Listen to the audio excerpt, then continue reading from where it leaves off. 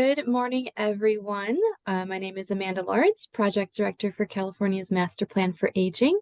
Happy to be here with you today for our Equity Advisory Committee on Aging and Disability meeting, our final one of the year. I'm going to go ahead and go over a few logistics as everyone starts to log on. We continue to meet virtually only, and we do have closed captioning available via the Zoom application. You can hit your closed captioning on your toolbar. We also offer ASL interpreting streamed directly through Zoom. If you would like to review any of today's materials after the meeting, we do post everything within a few days to CalHHS's Master Plan for Aging Committee's webpage. You can also just access this recording on our YouTube channel. Please go ahead as you log on, update your name by clicking in the right corner, those little three dots, and entering in your name so we can all identify each other more easily. And next slide, please. We do offer opportunity for public comment at the end of this meeting. We have reserved 10 minutes. For those who are joining audio by the phone, you can press *9 to raise your hand to be added to that queue. And then if you're joining us via the webinar, Zoom, you can click raise your hand and we will share information, these instructions, when we actually offer the public comment later in the meeting. Anytime, please feel free to reach out to us with any input, comments, information that you'd like to share at our engage@aging.ca.gov inbox. Next slide, please. So we are joined today by many esteemed members from across California representing so many different organizations and voices.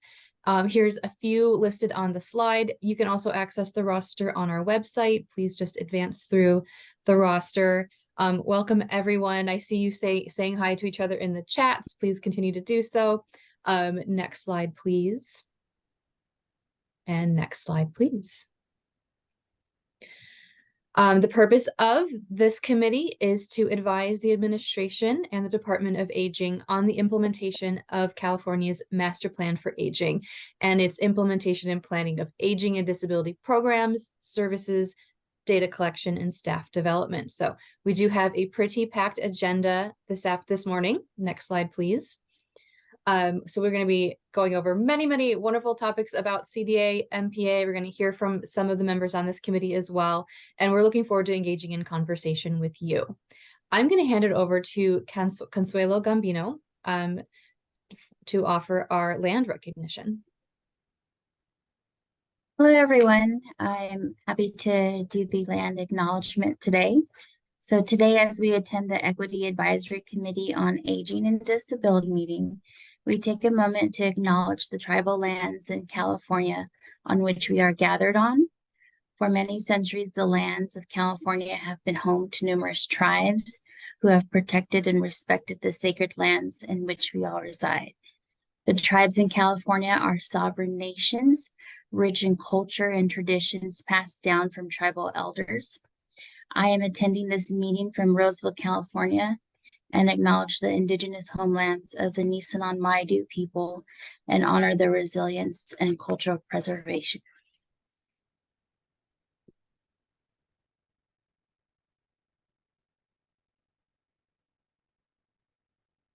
Thank you, Consuela. I really appreciate you starting our meeting off in a good way.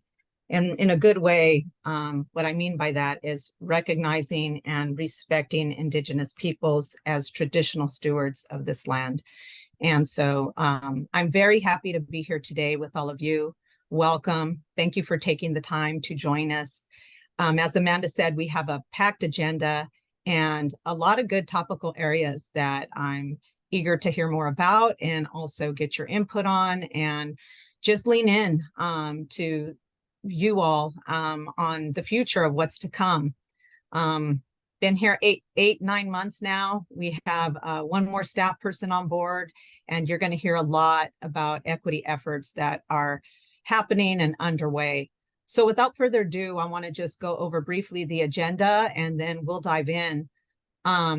We want to hear from Consuelo. She's our newest addition to the equity team, and so we would really want to hear a little bit about what brings her to this work, her passion, her drive, her knowledge, her expertise, her experience, and also just, you know, hear from her about what she envisions moving forward.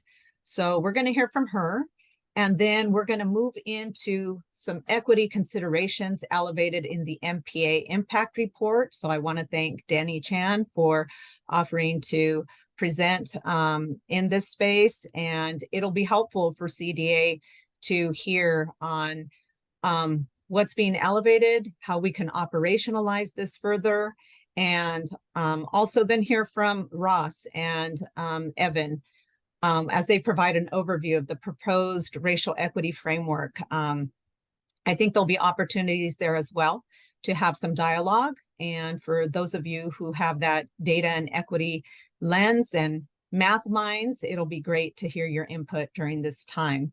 Then we're going to open up for public comment to hear any questions, concerns, items that we need to pay attention to. So, you know, always eager to hear what's on the mind of those who want us to do better or gap areas. And then we're going to move into a CDA and MPA news and updates, where you'll hear more about the LGBTQ and older adults research project that is lifting off the ground. We'll hear an update from Susan DeMorris on the California 2020 and an update from the Office of Equity. Then we'll circle back to public comment, and we'll have some time for any questions, comments from the committee in our closing, and I'll outline next steps. So thank you. Next slide, please. So with that, I'm going to hand it back over to you, Consuelo.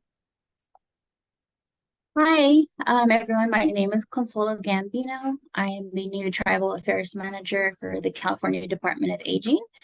I started on June 1st, so I've been here for a little over 3 months. I'm happy to be here and part of the Office of Equity team.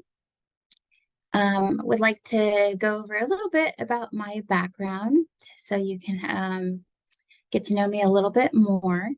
I am a tribal member. I am from the Yuki tribe and an enrolled member in the Round Valley Indian Tribes in Covelo, California. I grew up on the Indian reservation and later moved to Sacramento to pursue my education. I attended California State University, Sacramento, and received my bachelor's degree in social work. For the past 10 years, I had been working for a tribal organization and worked exclusively with the California tribes, tribal health programs, and urban Indian programs. And after COVID hit, I reevaluated things and I decided I wanted to go back to school. So I enrolled in the California State University Northridge and received my master's degree in public administration just this past August. So I'm very happy to have completed this program. It was a long 2 years, but very wonderful experience and learned a lot. I have 2 children, a 10-year-old and a 7-year-old, and my husband and I have been married for 19 years. I have a picture here of the ocean. I am from Northern California, close to the coast near Fort Bragg. So I love the ocean. It calls to me. This is my happy place where I can relax and unwind. So this is a little bit about me. I'm happy to be here and a part of this important work that we are doing. So as the Tribal Affairs Manager's role and responsibilities, I am to lead and represent the CDA through tribal consultations and state-led work groups, public outreach forums, and stakeholder engagement. I establish pathways for community engagement between CDA and the California tribes, support the development and implementation of equity tools and strategies, some of the things that we have been working on at CDA, and support the work and evaluation of activities related to California tribes, the Master Plan for Aging, and Racial Equity Action Plan. In my time here at CDA, I have identified 3 priority areas that we would like to focus on.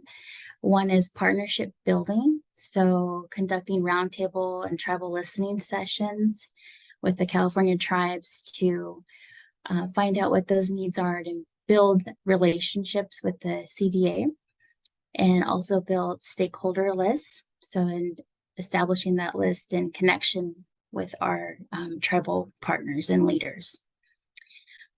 Second thing is establish a tribal elder advisory committee. This is something that I would like to see in the future, to have representatives, tribal leaders from various regions and entities. Also, the last is the tribal summit. I am looking forward to exploring this more and developing a tribal summit for our California tribal leaders and representatives to come in and join, network, and discuss the current needs and resources for our tribal elders. I've developed here a tribal affairs timeline. So within the next 30 days, I'm going to work on those formal introductions with our tribal communities and tribes, build that tribal stakeholder list. 60 to 90 days, I hope to conduct some roundtable sessions with our tribal leaders. I want to listen to what the needs are of our tribal elders and build that relationship and trust with the tribes and the California Department of Aging. In 6 months to a year, I hope that we can develop our Tribal Elder Advisory Committee and Tribal Summit. And I am now going to pass the slides on to Denny. So Denny Chan, I will let you take it from here. Oh, Consuelo, it looks like Derek has his hand raised. I don't know if you have time for a question. Okay, let's see here. Hi, Consuelo, Derek Lamb. And I'm so pleased that you have joined the California Department of Aging. And I'm so thrilled to see that CDA has taken this bold step to do a meaningful outreach to the tribal organizations within the state. And I say this because when I was the federal project officer at the U.S. Administration on Aging, I didn't see a lot of things going on. But under this new leadership from Susan and hiring you, and also with Marina on board, I'm so thrilled to see that you're taking meaningful steps and planning to do a lot of stuff down the road. So I just want to congratulate CDA for making that happen. So thank you so much. Thank you. Thank you, Derek, for the kind words. Thank you. I see another hand raised. Elvira? Thank you. Again, just ditto on Derek's comments. But I had another question, and I don't know if this is the appropriate time or arena, but Consuelo, is there any baseline data, demographics in terms of tribal elders in urban areas? I'm looking, of course, around my home area, LA County, Southern California. Or is that something that you're going to pursue in terms of building that database? I know you talked about needs and moving forward on maybe program designs. Again, just to see what is out there, if anything. Thank you. Yes, that is a topic of concern of ours as well. There is minimal data out there currently, but that is something that the CDA is looking to explore more through collaboration and funding opportunities. So yes, that is one area that we would like to focus on as well. Okay, I don't think I see any other hands. I will go ahead and pass it on to you, Denny.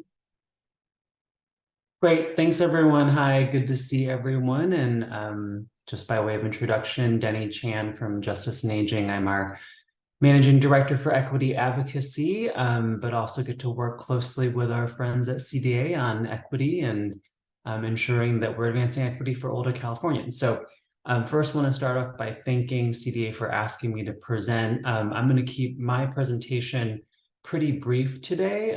It's on the topic is on equity considerations in the MPA impact report. And what I want to do, just in case folks don't have it, is make sure that folks, since this came out earlier this year, it's been a couple months, I'm going to put in the chat the Impact Committee's report for the second year on the Master Plan for Aging. And if you can look at that report on your own time, but sort of the high level question has been, as we move forward with the Master Plan for Aging, how do we ensure that equity is really considered in all different initiatives? And if you think about the way that the Master Plan is structured, we have a number of key issue areas, and some of those initiatives in those key issue areas are really equity specific. So they might pertain to a specific population, LGBTQ older adults of color, limited English proficient older adults. And those are the ones that I call the lowest hanging fruit, because really, when it's population specific, you are moving and advancing equity for a specific group of people. I think the much harder ones, and where we wanted to really engage with the department in thinking on this, is when you have population general initiatives, building a better park landscape, whatever it might be. How do you make sure that equity is baked into that? And oftentimes, people say, well, equity is baked in. Well, when it's everywhere, is it anywhere specific? So that's been the challenge before us. And if you look at the Impact Committee's report for their second year, you will see that, in addition to us recognizing CDA for having a number of different initiatives that were population specific and well warranted, we really called on the department to do something that was much broader than that. For all different initiative and key priority areas, how do we ensure that equity is really centered and considered in the master plan? And in particular, around the key areas that the Impact Committee recommended the department focus on, including the HCBS system here in California, the growing issue of homelessness among older Californians, and SSI, SSP grants, and then caregiving and the caregiving workforce. So how do you ensure that equity is really centered in developing strategies for those key issue areas? So in doing so, we recommended that the department really work to establish a framework that would allow them to both know what the benchmarks were to be able to measure progress, but also to be able to set realistic goals and be able to specify in each of these different initiatives how equity is being centered when it's not sort of population specific. So that includes establishing an equitable and transparent process, clear goals and outcome measures, developing strategies with allocating sufficient resources, and then, of course, the big beast in the room, collecting and measuring data. How do you measure this? So I am, really happy to report that we've been working, a couple of us have been working on the sidelines with CDA to try and build out that framework. And you're going to hear a lot more in the next section in today's meeting on sort of an initial step on how to start collecting that data and measuring progress and centering equity.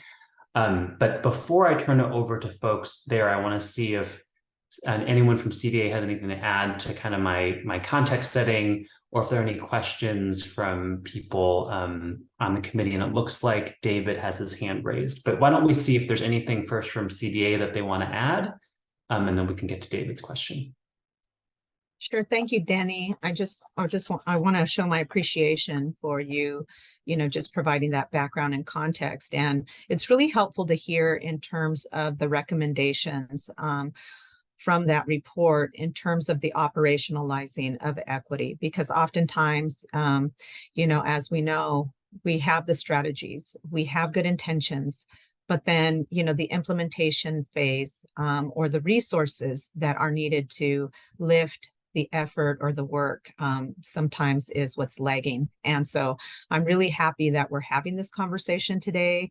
also with Ross and Evan with the next presentation that will be outlining some ways in which we are starting to, understand what those metrics could look like and be. I think it's critical for this committee to have input into that process as we move along. So just wanted to thank you for that. And we can move on to the next question. Sure. David, do you want to take yourself off mute and ask your question?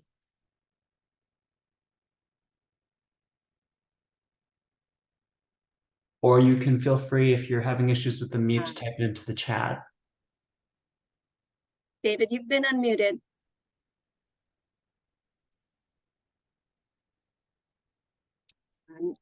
I'm not sure that maybe he could put in the chat, or we can come back to it during public comment.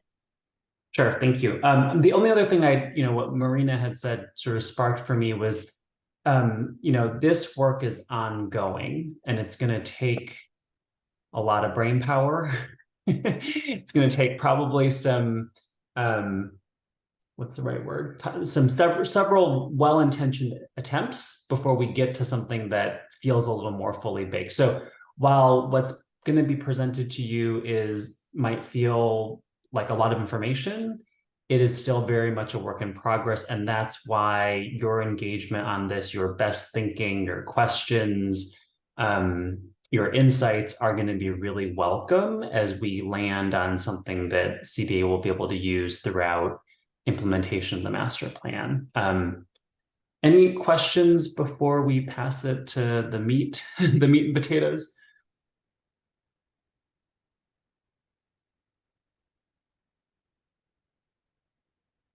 All right, I think we can go to the next slide and I'll turn it over to Ross and friends. Thank you, Danny. Thank you. Good morning, everyone. I'm Ross Lawley, and I'm the Chief of Research with CDA. And I'm joined today by my colleague, Evan Wallace, who is a researcher on my team. And we're going to share a proposed framework with you related to how we would like to collect equity-related data. It's just a framework. This is more in the kind of the concept phase right now. We also want to discuss how we're going to use these data to monitor MPA-related progress. So we have a few slides we're going to go through, and then we should have plenty of time for Q&A. So we'll start the presentation by going over what types of demographic data that we currently collect and how we make those data available. And then we'll discuss opportunities to build upon our current state of equity data collection. We'll then introduce our proposed MPA equity data framework. And Evan will describe how we're designing that framework in hopes that these data are user-friendly and will help drive that policy and program decision-making. Go to the next slide, please. Thank you. So we currently do collect and make available informative demographic data. And our primary public-facing tool for basically all things MPA data is our data dashboard for aging, or the DDA. And we'll be referencing the DDA several times throughout the presentation because that's our primary platform for us to implement this framework that we'll describe today. And it's going to be the platform where we're going to invite folks, our colleagues, stakeholders, you all, to access equity data. And on the slide, you see a screenshot of a visual on the DDA. And so the DDA houses data on all the different goals and strategies of the MPA. There's quite a bit of data on the DDA because we include different data sources and different visualizations that are relevant to each MPA strategy. And so this screenshot here is from Goal 4 Strategy A, and that's around family and friends caregivers. And I expanded a drop-down titled Characteristics on this visual. So that drop-down includes many different demographic factors that one can include as part of this visual. Things like race, ethnicity, poverty, immigration status, languages spoken at home. There's quite a bit more there. And the visuals on the DDA all have a similar format, although the availability of data, that kind of varies. So we're not going to find that consistent set of demographics across all the goals and strategies currently. However, we do include as much data as we can. So our current format does give the user the ability to customize the visualization with data that they find helpful. And I would describe it as more of a kind of a self-serve type of environment that'll probably be more useful for folks that have some background of the subject matter and the actual data, and folks that feel comfortable creating their own takeaways from the data. Go to the next slide, please. Thank you. We also house what we call a demographic dashboard on the DDA. And this dashboard includes a lot of data about older adults in the state. And if a range of years is selected, the user can access a subset of the data at the county level. So this includes things like race, ethnicity, income. There's some SOGI data. There's quite a bit there. So this dashboard is actually really useful for consumers interested in specific demographic data that they can access quickly.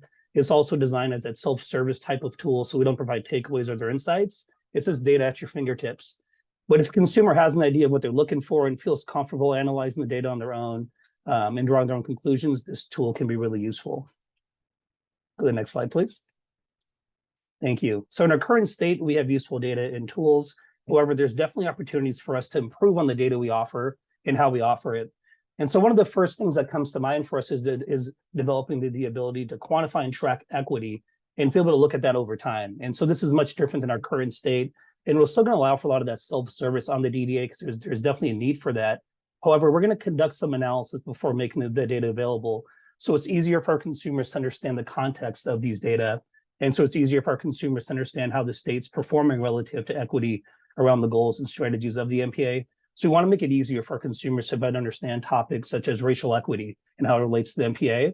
We also want to be able to track that over time to hopefully see the progress that we as a state are making. And as we develop this MPA equity framework, we've been doing so with the consumer in mind. And that's really important to me because I want all of our stakeholders to find value in our DDA in this framework, not only researchers or this, quote unquote policy data folks, excuse me. And so that's why it's important for us to provide context for the consumer. And also the data that's available currently, it does kind of vary from visual to visual. So we'd like to add some consistency across the DDA as well. And also with the current kind of as a state, I think it makes it a bit more challenging for the data on the DDA to be actionable. And part of the reason is that the data could be more user-friendly. We could also do some back-end work to present the data in a manner that leads those policy and program takeaways. And Evan's been working hard at that, thinking about how do we present these data in a consumer-friendly manner that will lead to that action. And I'm looking forward to him sharing some of that detail with you. And then finally, as I mentioned, we'd like to have more consistency across not only the DDA, but other work streams as well. And moving towards this framework will allow us to be consistent in what types of data that we collect and how we quantify equity. And Evan's going to speak to the benefits of standardizing these data. That's a game changer for us in terms of how we utilize these data, because we'll be able to make comparisons across MPA goals and strategies. The data will be normalized. So we'll be able to compare how the state's performing from a racial equity perspective on things like housing supply versus behavioral health accessibility. And the larger point is that having this consistent framework that we can apply across MPA-related work streams will lead to more insights and more valuable insights. So with that, I'm going to hand it over to Evan, who will describe our equity framework and how we plan on using it. So take it away, Evan. All right, so as Ross mentioned, we were already collecting a lot of equity-related data. So what we're looking to do is upgrade what we actually do with the data and how we display it out to people. And so the goal here, again, is to create a framework that creates digestible, user-friendly information that's easy to track over time. And so this is a screenshot of kind of a proposed direction that we could take the DDA in. This is specifically about having a usual source of care, but there are 40 plus other indicators that we'd like to replicate this for, assuming the data is available, like Ross mentioned. So in this new direction, we want to call your attention to certain things. So three things in particular. One is that big number at the top, 93.7%. That's the main metric we're tracking. But we also want to say how that number varies by geography, which is the map there, and how that number varies within specific populations, which is kind of where equity comes in. And so the equity panel is kind of on the right there, those bars. You'll see we have certain topics just for discussion's sake: age, education, language, etc. And one of the ways we can make this equity data more user-friendly, more digestible, and trackable, honestly, is to distill each topic down to one number. And so like if you look at race there, it just shows one number, 71, even though there are 7 racial ethnic groups that go into that. What we're doing is we're applying some consistent math that compares all those groups to each other and then summarizes how different they are, again, with a single number. So that math is something we want to get right. So we're working with subject matter experts on both research and equity folks to make sure we're not unintentionally missing something there or masking certain populations. We haven't found anything yet, but we want to make sure we're doing our due diligence. So the math itself is still a work in progress. But move on to the next slide. I can talk a little bit more about the number itself. Again, like Ross mentioned, we want this to be a user-friendly number that people can understand. And so we want to use a scale that many people are familiar with. 0 to 100, it's a percent scale. And what the number represents is what's the variation of the groups within a topic. Right? And so in this scale, a higher number indicates there's more equity, which means there's very little variation between the groups. They all pretty much have the same number. Whereas a low number indicates less equity, which means there's a larger variation between those groups. So if you were to take an example of one of the high numbers, like education, there's a 90 out of 100. It's a very high score. you would expect all of the groups within that to have pretty much the same number. And the bars on the right actually do show that. So whether or not the person has a high school diploma or a PhD, it's pretty much the same number, right around 95 plus or minus 1 or 2. Whereas if you took a low number, a low equity index number, like language has a 55 here, you would expect there to be a pretty big difference between some of those groups, some of the groups within language. And if you look at the detail, gray bars on the right, you do see that difference between folks who speak English at home, who have, more like 95% have a usual source of care, versus folks that speak Spanish at home, it's more like 80%. So it's a pretty big jump there. And so on the next slide, once we've distilled that down to a single number, we can then track the single number to see how it's changing over time. So you can make a line graph out of it. If the line graph is going up, that means the groups are getting closer to each other. If the line graph is going down, that means they're actually the discrepancy is getting bigger. They're getting further from each other. And so we have that main metric, the 93.7, but we also have equity targets that we can do within that metric. And so for each topic, like say language, we can set a target of, hey, we want it to be the equity index to be at least 80, for language within usual source of care. And that's a just a for example number. Is again, target setting is its whole process in itself, and we want to consult our subject matter experts on that process. But just to say that we can set equity targets for each individual topics, and then we can set an overall. Because there's 8 topics, we can set an overall equity target that says we want all 8 of those topics to be at their equity target or at 80 or above. And so that's how we can track each indicator. And so after that is the last slide here for me. Next slide, please. And so once we've done this, we've standardized the set of topics that we want to talk about. We've standardized the groups that we want to include within each topic. We structured the data on the back end. We've calculated all the indices that really unlocks this broader assessment of equity across the MPA, across every initiative or metric that we're tracking. So we can do things like we can take a single topic like race, ethnicity, and then pull out the equity indicator for every metric that we're tracking. And so you can see where it is most inequitable, or if it's just inequitable everywhere. And then we can use that information to inform policy changes or decisions. And then the last thing I'll say is I just want to mention the numbers on this slide are just for discussion's sake. This is still a prototype, so is not the actual data in there yet. But that is the general framework. It kind of builds on itself. I'm going to hand it back to Ross. Thank you, Evan. So the last slide we have here is one to set context about this equity data framework and how it fits into this larger process. And so there's a couple things I want to mention. So this framework that we just described is only related to the MPA. So we want to implement a framework that's used to better understand equity related to MPA goals, strategies, work streams. But beyond this framework, there's many other efforts around the state to better understand and try to quantify equity. So for example, our Health and Human Service Agency, they're leading several equity-related efforts. We're connected to those. However, I just want to be clear that this framework's only related to the MPA. Also, this framework will not solve everything on its own because it's part of this larger collaborative process. So we'll make these data available and provide some of the analysis that Evan described. But beyond that, we're going to need to work with you all and other valued stakeholders to ensure that we have a consistent understanding of these issues, that we're working together, understanding potential policies and programs that help address these types of issues. So I view this framework as a critical kind of building block for us to better understand these issues, have data to help communicate these issues and the extent of the issues, and have data to really help drive our decision making. So with that, I'm going to open up for questions. We'd also like to ask the committee if there's maybe one or maybe possibly 2 volunteers who'd like to work with Evan and I offline to further flesh out this equity index concept. There's quite a bit of nuance here, so it'd be helpful to dig into more of the details in a separate conversation. And we're also working with our California Aging and Disability Research Partnership on this concept. So it'd be also nice to have some collaboration across stakeholder committees. So if you're interested, you can let us know now, or please feel free to shoot me an email. Thank you. So I see 3 hands raised. I don't know who went first. Marina, do you want to? Sure. Let's go with Thank you. Jax and then Alvira, and trying to manage the screen here as well. Those are the hands I see. Oh, hi, this is Jax. Ross, thank you for your presentation. I just wanted to raise my hand to say that I'd be happy to go offline with you and discuss this further. Thank you, Jax. Appreciate that. Alvira, thank you, Jax. Thank you, Marina, and thank you again for your detailed presentation of data. I'm a little data geek, as you well explained how this is critical for decision-making, planning, and policy. My only question, and maybe I missed it, I apologize, is this an internal CDA data, or is there a dissemination plan to send this data to, again, policymakers, planners, decision makers?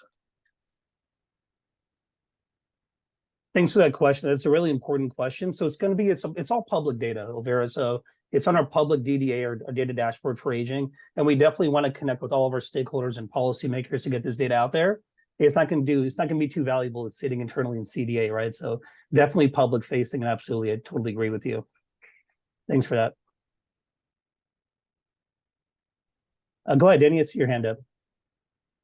Hey, Ross, thank you. I want to say a couple of things. So in complete transparency, I got a sneak preview on Ross and Evan's presentation a couple of days ago. And I would really, well, first of all, I want to really give props to the CDA team behind this, because I am unaware of any other state agencies, happy to be wrong on this, that are developing equity scores in a very easy, digestible manner for people to be able to track over time. So I do think that CDA needs to be recognized for the work that they've already put in, that they're committed to doing, and they'll continue to do. So thank you for taking this very seriously. My comment, well, and then I have a comment and then two questions. So my comment is that I would really encourage all of you on the committee to sit with this and think about it, because even this was my second time listening to this presentation, and I have another set of questions that the first time did not spark for me. So I really encourage folks, if you have the time to sit and think, and even just watch the recording again, because I think you will find that when we start thinking hard about how to measure some of this stuff, it gets complicated and nuanced, and that's why our best thinking collectively is really important here. So that leads me to my two questions for Ross and Evan. I know when we spoke last time, we focused a lot on language, and we talked about that and kind of did a deep dive. I noticed on the slide today that you also have equity metrics around poverty and rural. And so much of how we think about equity is in how we define things. So I'm wondering, one, for the poverty metric, how are you defining that? Are you using the elder index or using other ways to define poverty among older adults? And then secondly, for rural, in recognizing even in a county like Los Angeles, you have lots of urban, lots of rural. How are you measuring that, and how is that showing up in the scoring formula? And I know all that is to say that it's a work in progress, but if you can sort of preview how you're thinking about it, I think that would be enlightening for me at least. So thank you. You want to take that one, Evan? Thank you. Yeah, I can start us off. So for the rural part, where you'd say, so generally speaking, we're using what's available at the data. How the data was collected, it kind of limits on how we can chunk up the populations. And so this one that we showed today was from the California Health Interviews Survey, and they get pretty detailed, but you are limited to somewhat limited on what you can do. For rural, they do a thing. It's a sub-county thing. So LA, like Northeast LA, will be rural in this, and so it is. I think it's based on a Census Bureau's urban areas and clusters sort of thing. So it's not entire county designation, but it's smaller than that. So for poverty, it depends on how they ask the question, the demographic question in the survey, in this case. And so then they chunk it up by federal poverty level. So 0 to 100%, 100 to 200, 200, 300, and then 400 plus. And so this doesn't use the California Elder Index. It's something we might be able to calculate ourselves, but kind of it depends on the data source. We'll do our best to kind of standardize it across all data sources. I just want to mention one thing, the Elder Index. We actually CDA this finalized in agreement with the team at UCLA who administers and creates the Elder Index. So it's going to be an important data source for us, and we could include that as well as part of this framework. Yeah, I would really welcome that because we know that the Elder Index is such a more accurate and better measure around Absolutely around poverty for older adults. So to the extent that, and I know that data is, you have to compare apples to apples, it has to work in a certain way. So, but to the extent that we can do that, I think it would be really powerful and much more useful, quite honestly. Thank you. Great. Thank you, Danny. Appreciate it. Ross, I have a question going back to Alvida's question regarding baseline data demographics in urban areas for tribal communities. You know, I've always understood that trying to gather data in tribal communities, you know, that the numbers are statistically insignificant. They don't have enough numbers, or that, you know, data is hard to gather.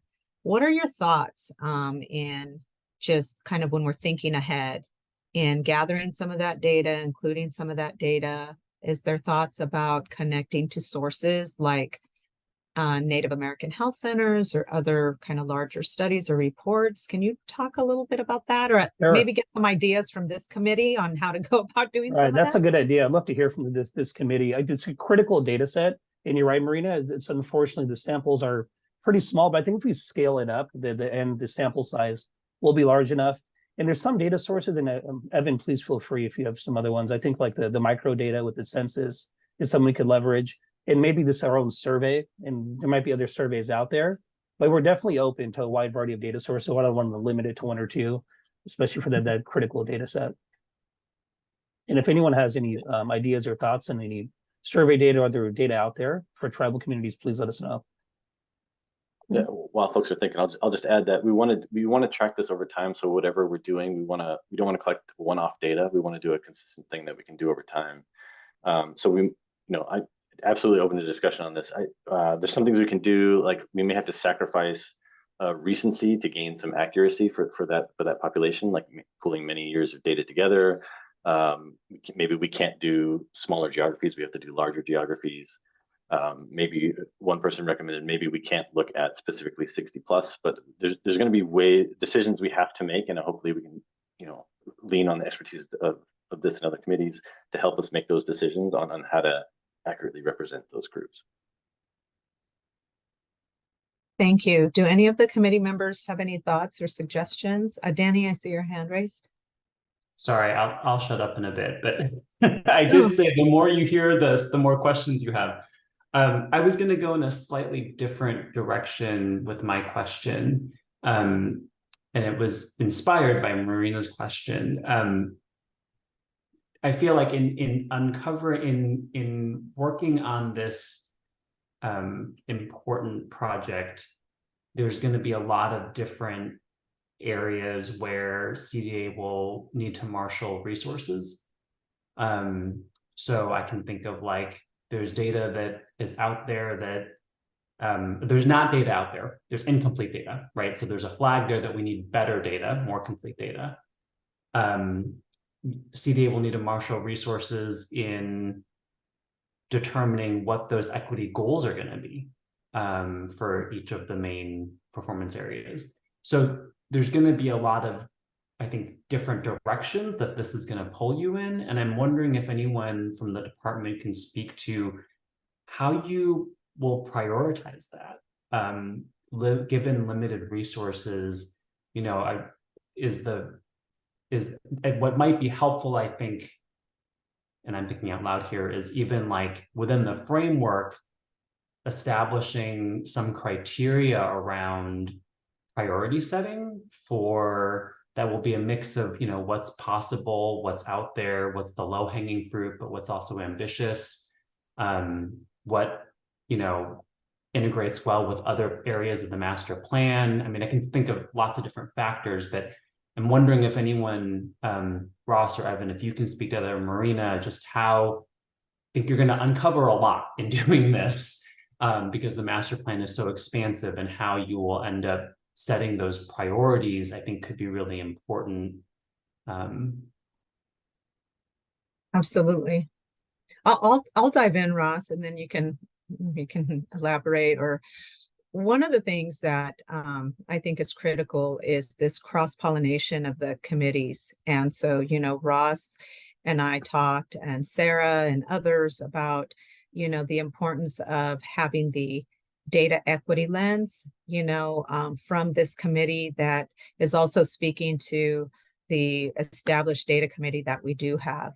And so I think in those conversations, you know, when we start cross-pollinating and having those conversations, that priority areas will emerge, whether they're driven by, you know, the committees themselves or CDA, larger CDA. And then also, you know, one of the things that I've been really trying to work on is alignment of equity efforts. And so there, as Ross mentioned, there are, you know, efforts at the California Health and Human Services Agency under the new equity officer around establishing equity metrics.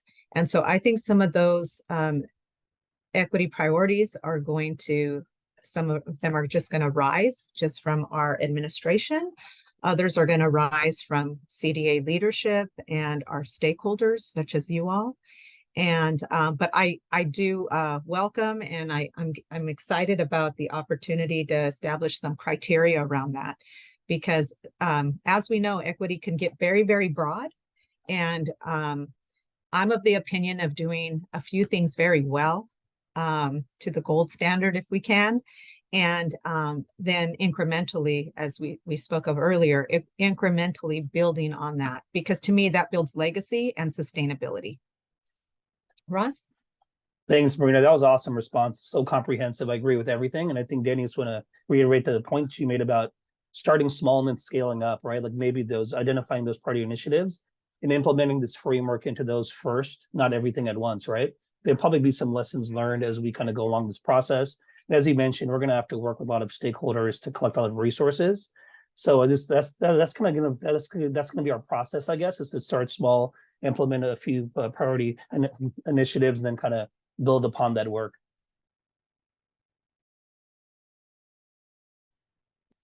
So Ross, I know we're going to go into a presentation, public comment, and then go into a presentation on the LGBTQ older adult research project. But just a question, and this is something we could probably talk about offline, is just how really that study or the LGBTQ kind of data collection will be integrated at some point into this larger framework. Should I hold off on that? No, that's a good goal. We could address that. I think that's a great question. I think that's a critical data source because the state hasn't done a good enough job collecting data on older adult LGBTQ community. So I think that could be a critical input for us in this equity framework, right? Because it's our own data, it's our own kind of source data. We don't really have the data out there at the state level. So it's a critical data set, and I think it could be critical input into this really important framework, into other policy and program decision making. That's a great question, though. Thank you, Marina. Thank you. So I think that's where this committee as well can lend some expertise and just input into the process, or identify stakeholders who can. So thank you for your openness and your presentation. I'm going to turn it now to Carol for public comment, and then we'll dive into the LGBTQ older research study update and some other CDPA and MPA updates. Thank you. Thank you very much. Good morning, everyone. I'm Carol DeAndres, and we'll be facilitating public comment. We have two public comment periods during this meeting, one now. Attendees joining by phone may press *9 on the dial pad to join the line. Then we will unmute your line and tell you to go ahead. Attendees joining by webinar Zoom can click the raised hand button on your attendee Zoom functions, and we'll go ahead and unmute your line. Now, I see David Wilder has had his hand up, and I'm not sure if that's an older hand up or not. But David, you are allowed to speak, so go ahead. Hopefully you can hear me this time. We can hear you, David. Fantastic. One of the, I want to call it a minority population, that is usually ignored are those over 65 who identify as having a disability. In the previous, couple of census tracts ago, 42.2% of the people over 65 in the state of California identified as having a disability. We've got a large population that usually is not counted. It's no longer counted in the census. And as far as I know, it's no longer counted in the state data. Well, I personally am disabled, and I'm tired of being referred to the Department of Rehab, who is a work-based program, in order to get services for people with disabilities. I think we need to embed those populations into the matrix.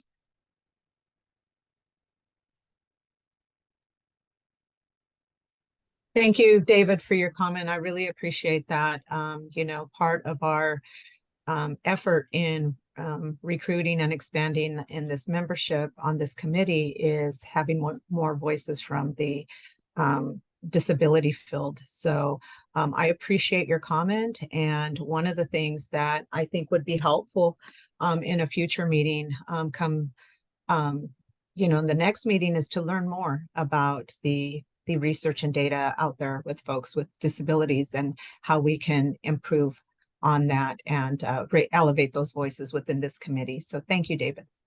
Thank you. Thank you, David. This is our public comment section. If you'd like to join, please raise your hand or star 9. Of course, we're always available for public comment via email at engage, engage at aging.ca.gov. So you are always welcome to send a public comment via that email box.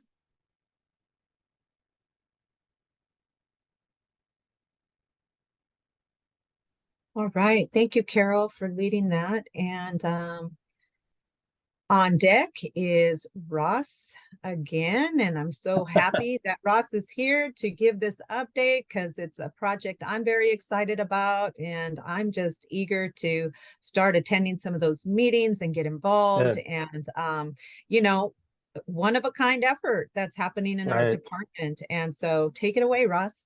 Thanks, Marina. So it's going to be a pretty brief update on the older adult LGBTQ plus survey.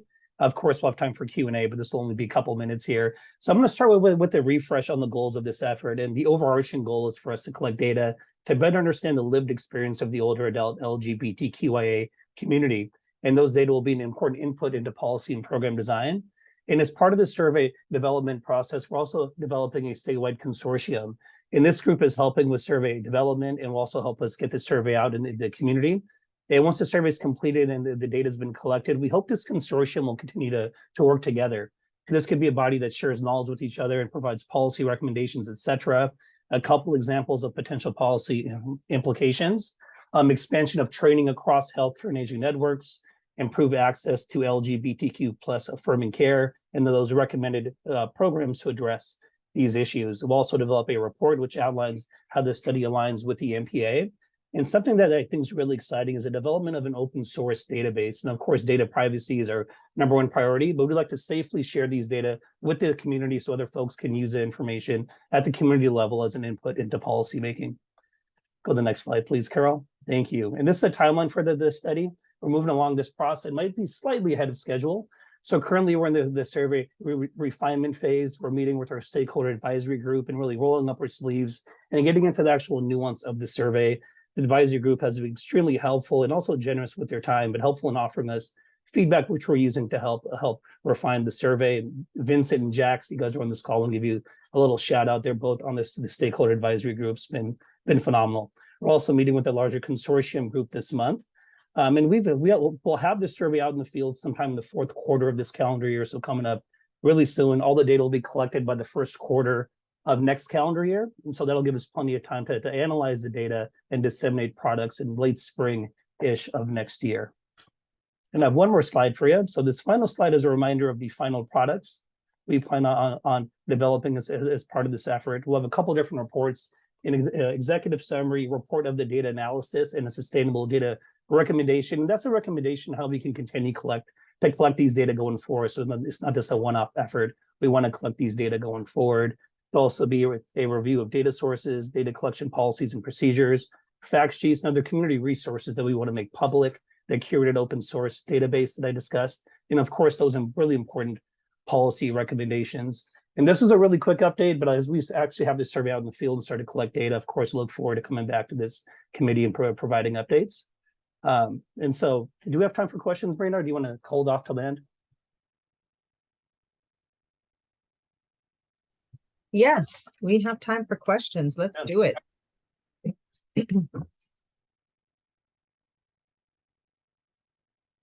All right, any questions in the queue?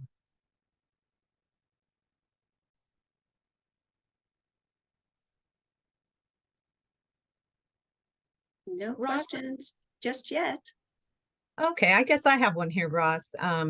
In terms of just like the incremental stages of the study, and will there be opportunities for like review of, drafts of the report or the study that can be shared with this committee for, just input, feedback from that equity lens perspective, LGBTQ affirming perspective? What are your thoughts on that? Yeah, so we have the advisory group, and if folks want to join the Statewide Consortium, we haven't actually met yet. Our first meeting, I think, is next week, so folks can join that. And we're happy to make products available, like the survey when it's flushed out, we can make that available, and that's going to be really soon, maybe like as early as next month. Reports, early access to reports, yeah, we're definitely open to that. But I'd recommend if folks want to have input, that Statewide Consortium, please let me know if you want to join. We're going to have meetings in North, Central, and South, the different regions of the state, so everyone has input. So I think that's the best avenue to provide input.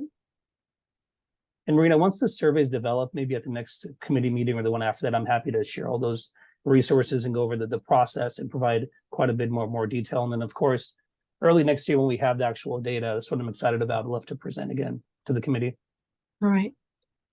That's great. You're a great partner, Ross. Thank you. Thank you, Marina. Appreciate it. Thank you, everyone, for your time. Thank you. All right, moving on. We have our fearless leader, Susan, on deck to provide an update on California 2030. Great. Hi, Marina and everybody. Good to see you all today. And you're running ahead of schedule. That's just clipping right along. Thanks, everybody, and Ross for your presentations. I wanted to update this group today on one of the initiatives that we're working on at CDA that you may not be familiar with, and to help bring you current, get a little feedback from you, and ask you to keep this on your radar going forward. To give you a little bit of context, next year, the Department of Aging will celebrate 50 years as California's state unit on aging. So our work goes back about 5 decades, and we haven't updated much in those 5 decades. So we're looking at some modernization efforts. As you can imagine, we could spend the rest of the meeting talking about how things looked different in California 50 years ago from how they look today. And more importantly, how they're going to look for the next 50 years, which is really what we're focusing on with our California 2030 initiative. When you look at sort of the building blocks, 50 years ago, we were established as a state unit on aging, and California developed a network of 33 area agencies on aging that serve and support all 58 counties. So we've had this 33 AAA network in place now for about 50 years.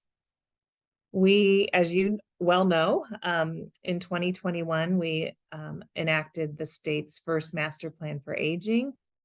It's a 10-year blueprint for our state, so it takes us out through 2021 through 2031.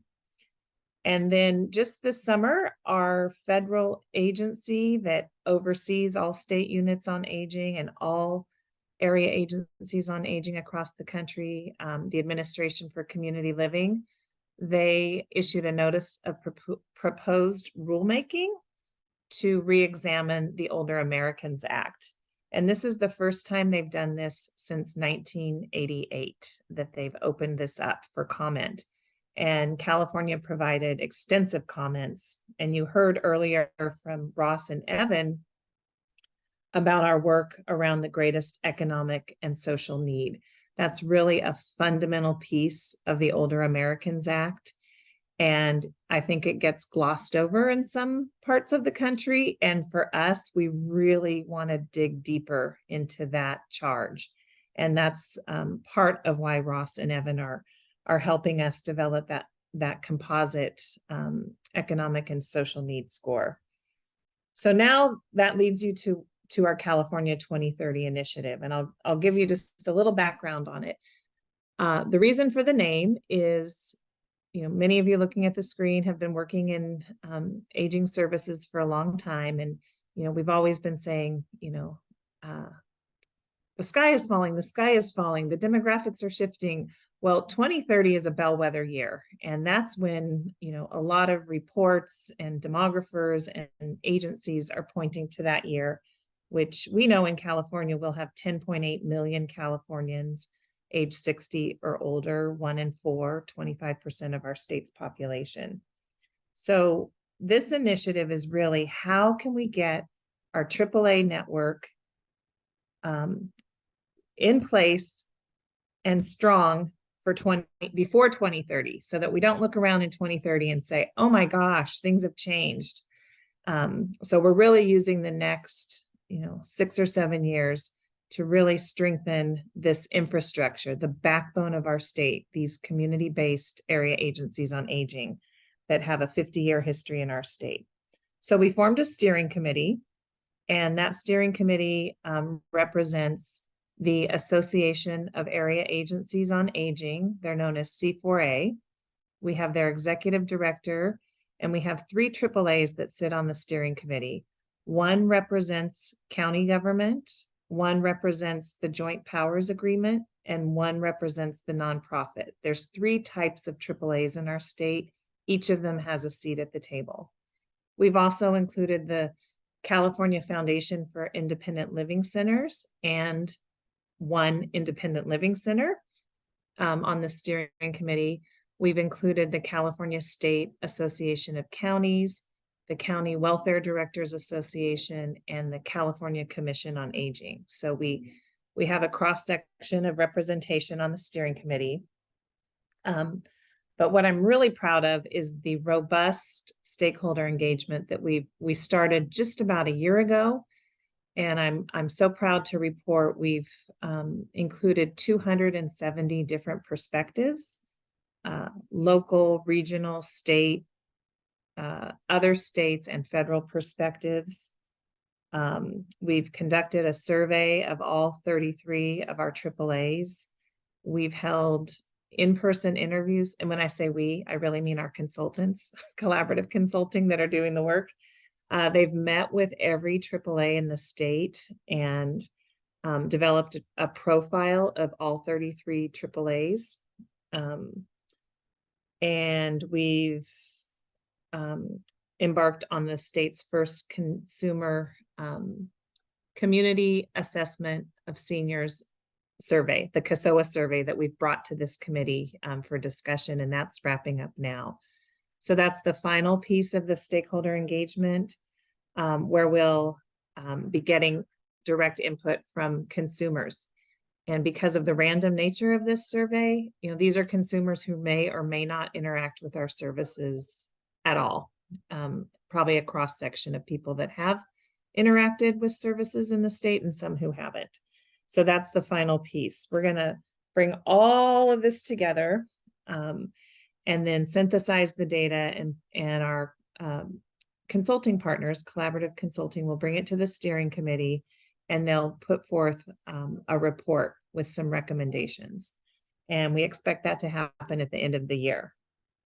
So the 6 areas, and I think we're going to share in the chat, there is a website, CDA. All of this work is available on our website. We've had a series of stakeholder meetings where we share, as the results come in, we share them out with the public at each interval, and it's all cataloged on our website. So we'll be sharing that with you. You'll also see the archetypes. You know, the first thing the steering committee did when they got together is we talked about who are we doing this work for? And we developed archetypes of real Californians. Many of them were shaped by our own family members or clients that had been served by members of the steering committee. And you'll see those profiles, and that grounds our work each time we talk about our archetypes. And you know, for instance, in the winter when we got together and there were storms, we said, how did the storms affect these 6 individuals that we're doing this work for? And we spent a lot of time talking about, you know, what the real impacts might have been, and they're distributed around the state.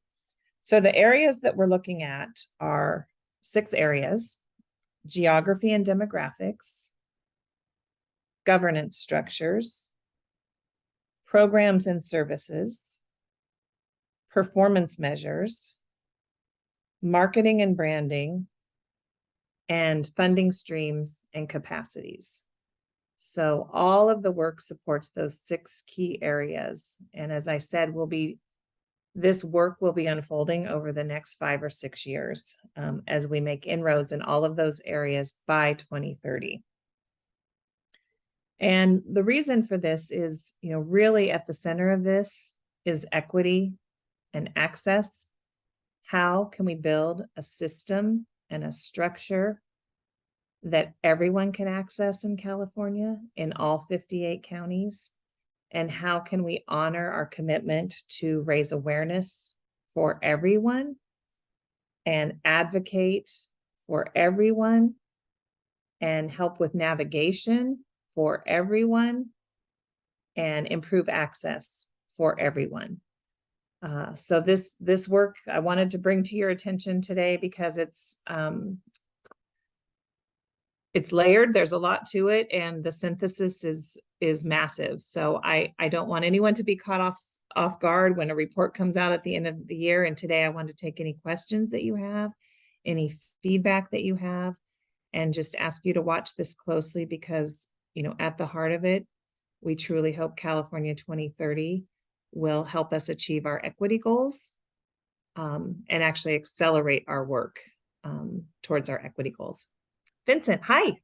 Hi. The first question. I'm really excited about this, especially since we're doing the LGBTQ survey that Jackson and I are on the advisory committee. So I'm wondering, so there's a number of things. There's SB 258, which came out a couple years ago, which makes older people with HIV one of the populations of significant social need. We actually have a lot of our folks get turned away because they're too young. So when we say older, I know it's federal, right? Older Americans is federal, and I know that they have a different, like it's a different, they have different age ranges, but like how do we harmonize all those different policies around? The other things are issues around gender. We see a lot of, trans folks who get treated insensitively. And I mean, there's just a lot of issues that, which I won't go into now. But there are also a number of trans bills currently, trans health. And then the other thing that came up recently at a thing in DC was that they stopped testing people for HIV at 64. And the assumption there being that I guess people aren't sexually active or they aren't engaging in the things that would put them at risk. So these are a lot of the reasons why a lot of our folks don't access services through the departments of aging. And so I'm just wondering, and I'm hoping that we can all work together to incorporate, because you don't get these opportunities too much. I think I'll be too old if we have to wait until the, but, so I'm just really excited about this. I think there's a lot of opportunity, a lot of possibility, and I would just love to figure out how we can see all these things. And in San Francisco, we have policies around gender that are incorporated into our city contracts, and maybe some of those examples may be useful in thinking about how this might play out. So anyway, I'm just very excited, and I wasn't expected to live to this age, so the fact that I can see this and have an opportunity to kind of like use my own lived experience. Yeah, I'll just leave it at that. Vincent, thank you. Though you make 3 excellent points, and we can't count on the study to solve for all of those. So thank you. I have like absolutely harmonizing age. The Older Americans Act starts at age 60, though there are some exceptions for caregivers under the age of 60. But part of, in the 6 areas that we're looking at, I think definitely around marketing and branding, we'd really like to move to a more inclusive naming and branding that we know many of our AAAs serve a much wider population than the 60 plus. The limit is there. It's not a restriction. So we know that that's possible, and it also ties into the funding capacities and capabilities. So for a lot of this work, what we'd like to be able to say, and that's where Ross and data will help support, the study that's underway will help support, where we can go to the legislature and say, we want to do this right and well and statewide, and we need resources to do it. And here's where the gaps are. So, I can't commend you enough for the study that's underway. And, I don't know if Marcy's on, but to everyone who championed it and made it happen, but now as a member of that advisory group, Vincent, thank you, for keeping it on track. We expect to share that widely and to use it, to make sure everyone's adequately resourced. I had never heard that about stopping HIV testing at age 64, so I'll need to look into that. That's bananas. That was Sage, who does a lot of policy work. That's their big thing that they're pushing to have that. Thank you. And you've been, you've helped shape in the notice that the Administration on Community Living put out. California's law was used as a model, so we're pushing the envelope there. So Okay. I'll follow up with Sage on that. I'm not familiar, so I'll need to look into that. Okay. There's a contact there, Terry Wilder, who handles their policy. I can put you in contact with her. Would you? Okay, thank you. I appreciate that. And I'm glad you're on this committee. Thank you. Elvira? Yeah, good morning. Thank you. Good morning. Elvira. Thank you. Elvira. Thank you very much. And thank you, Susan, for your presentation on that 2030 initiative. I think it's visionary and a long time coming. I just had a suggestion. I don't, again, how proper it would be, but in your steering committee, have you thought about the philanthropic community? I think in California, we really have a robust philanthropic community, and I think they're being involved in something visionary in terms of, the Asian population in California, in the area of funding and building capacity. There might be some positive connection there. Thank you for that suggestion. While they don't, and that's an oversight on our part, so thank you for catching that. But we do meet monthly with our 7 Master Plan for Aging funders, and we can do a overview of this for them. So thank you. What we can do is in the next month or so, we've got a slide deck. I didn't want to bore you with the whole slide deck, but we can give them an in-depth look at it. Thank you. I'll follow up on that. Denny. Hey, Susan, thank you so much for your presentation. I didn't know a lot about California 2030 before, so I feel like your presentation was very helpful in bringing me up to speed. And I really appreciated what you said at the end, connecting that work to our work here around advancing equity in the master plan. I'm wondering if, I think one of our current lessons learned in advancing equity in the master plan is that we need to be both thoughtful and very specific in what we mean by equity. And I'm wondering if it would be helpful at all for the steering committee to do some thinking around coming up with specific equity goals for each of the key areas that you've identified. And so that could be population specific. I think it could be a number of different things, but I'm just wondering, I worry sometimes that by connecting equity to everything, we kind of then lose it in being able to follow that sort of like connecting the dots A to B to C to D. And so while I appreciate there's an overall emphasis on equity, I do think it's important to be specific in the areas that the steering committee has identified to develop some equity specific goals, and you could coordinate that with the master plan work. So that's one suggestion, and happy to do thinking offline with you on what that could look like. My more specific sort of like smaller question is, as we're thinking about 2030, there are a number of people who are not older adults now, but are going to be older in 2030 and beyond. And I'm wondering how you all are thinking about getting their perspectives, because it's one thing to talk to current older adults.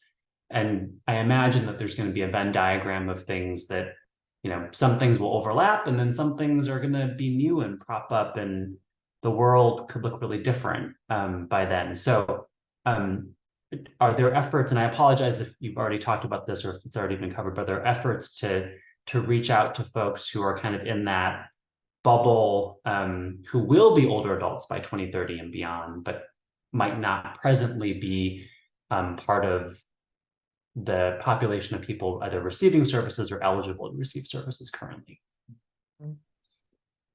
Yeah, these are great points, Denny. And to the first point, what I would suggest is when we have the recommendations distilled in a form, you know, right now I'm just sort of giving you a heads up, but maybe the end of the year, first part of next year, you know, we can work with Marina to bring back the official recommendations of the steering committee. And that would be a good time to apply that lens and maybe pick one that we start with. Now, if they're recommended, it doesn't necessarily mean they'll be pursued either. So there's another stage of work where, you know, there will be, you know, some things can happen overnight, some might take legislation or a budget augmentation, but we'd really welcome your eyes and ears on that, and we can bring that back when we have something that's more solid. You make a great point, you know, about the future population. I do know the CASOA survey starts at age 55, so that does, you know, pull in a few more people than, it's not people 65 plus, so it does bring in at least another decade. But I think what you're talking about is, you know, we'd be going down to people in their 30s and 40s who would be using this system in 30 or 40 years. So let me look at that. And I can't say enough good things about Ross and Evan. Those aren't age bands that we look at with our work, but we sure can. And to your point too about using an equity lens, this is where the idea of a composite score by county emanated. Is we want to be able, you know, in terms of our governance structures, we really want to overlay that on the state and make sure that our AAAs are resourced to meet the needs of their counties and their population. So that's sort of the first lens that we're applying to see if we're misaligned in any ways. So we'll be sure to bring this back.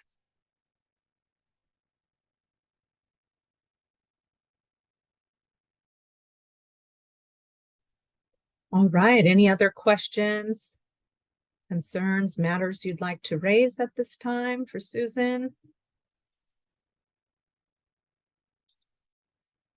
Okay. And we will move along. Thank you all. And thanks, Marina. Sure. Thank you, Susan, for being here today. All right. Well, I'm on cue. I'm on deck, and I am very excited to bring you an update on all that's happening related to equity and CDA. But first and foremost, before I dive into my presentation, I just want to acknowledge and thank Susan and Sarah publicly for all the support that I have felt being here 9 months and being able to go to my leadership and with thoughts and ideas and vision and not hearing no, but hearing, well, let's look at the possibilities or see if we can do this. That has been a breath of fresh air. And also now having Consuelo on board, a partner that can really help lift some efforts, is really exciting to me. I also want to thank you all. In the short time I've been here, I've reached out to a few of you, and you've helped me out. You've been on calls, you've given me guidance, and I haven't even completed my meet and greets. But your willingness to support my effort and me being in this position, I'm really grateful. So thank you. Next slide, please. I want to just give you a sense at many levels on how I'm going about elevating equity efforts within the department, but also externally. So some of my slides are going to be focused on how my strategies for that. But at the highest level is relationship building. Whether it's state representatives or community members or other stakeholders, I genuinely want to know what people are thinking, how they're feeling, and I really welcome constructive feedback. Without it, we continue to remain at status quo. We continue to spin our wheels and not grow and stretch. And so I'm all about growing and stretching personally and also growing and stretching the department. So I'm going to share with you a few ways in which I'm connecting with folks at different levels, at the highest level of government, also where I need your support in really connecting to community-based organizations and AAAs and others to help inform our work moving forward. I also want to just give you a snapshot of what it's going to take, the capacity it's going to take, and where we're at in bringing on staff and maybe what's needed in the future so that, I can lean on you, bring you in to some of our training components, really bring you into brain trust and think tanks and serving as our subject matter experts. Because after reading your bios and meeting with some of you individually, there's a lot of brain trust. There's a lot of wealth of information and lived experience that I hope to harness, not only in these meetings where we meet quarterly, but just where I could pick up the phone and call you and we can have some discussion and bring you in. I also want to give you just a high level overview of what we've talked about a lot today of how do we take our equity strategies, our equity efforts, and operationalize them? How do we make them come alive? And how do we, how do we look at our policies, our programmings, our services, and, see where our gap areas are, look at our institutional and structural areas that really need revamping? How do we do that? And then lastly, I want to just give you some idea and thoughts regarding key initiatives that are on the horizon and why those are key and important. And again, I hope there's time. I think there will be time, as some of our members are terming out and giving up their seats to other members who have other subject matter expertise or to grow emerging leaders in the space. We have a real opportunity to identify our gap areas within our membership. And, I want to have a discussion with you about, more targeted recruitment efforts or a more open and generalized effort to bring people on. Next slide, please. So I'm not going to go, check mark by check mark, but I do want to tell you that, at the highest level, we are interfacing and participating in several meetings that are really about lifting equity efforts. So, the governor's tribal liaison meetings bring together all the tribal liaisons within the state under the California Health and Human Services Agency to talk about what needs to be done, any, career opportunities, executive orders that impact tribal communities. And so we're just starting to get more involved with individuals to see how they're doing business, how they've developed tribal consultation policies, and to help inform our work moving forward. At the California Health and Human Services Agency, that is an umbrella that covers, I think 15 plus departments and 5 offices. They have their inaugural equity officer, Dan Torres, who I hope to invite, at our next meeting to give you a statewide California landscape of equity efforts and approaches as they develop their equity strategy for the state. Again, this is very key and important as we want to build alignment and momentum, but then tailor where we need to for the Department of Aging and individuals with disabilities and our caregivers. Moving down the line here is we always want to, in terms of our sister departments, make sure that we are networking and connecting with our sister departments in lifting equity efforts, and so participating in collaboratives and partnerships and cohorts, so that we're not reinventing the wheel, but we're borrowing best practices, being familiar with who are the movers and shakers within the state, and getting on track with that. And so that's very key and important. And of course, I have this committee listed on here because you will help inform all those decisions, whether it's in the MPA or CDA. We are going to look to you as our leaders, our subject matter experts, our individuals with lived experience to keep us on track. We also, want to create space for, as Elvira mentioned, philanthropy.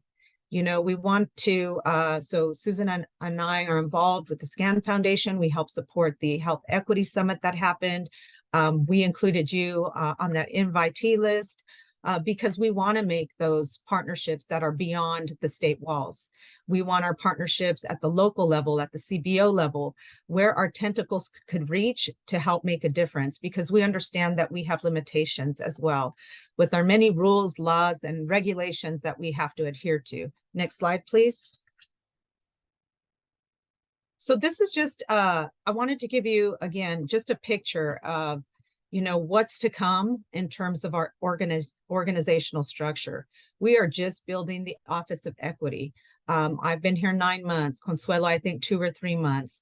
We are making an offer and bringing on a staff services manager 1 specialist who will be onboarding in October. This person will help lead internal efforts on a racial equity action plan to start instituting and organizing around training for our staff.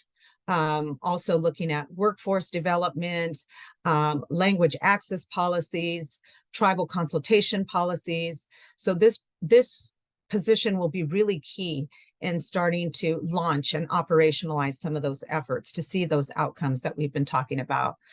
Next in the queue is hiring an associate governmental program analyst who will help us with all our logistics. So as Consuelo described, as we're wanting to develop roundtables and meet and greets and listening sessions, this person can help support all those efforts in arranging those and in reaching out to, whether it's the AAAs, whether it's you all, to help us coordinate and facilitate those.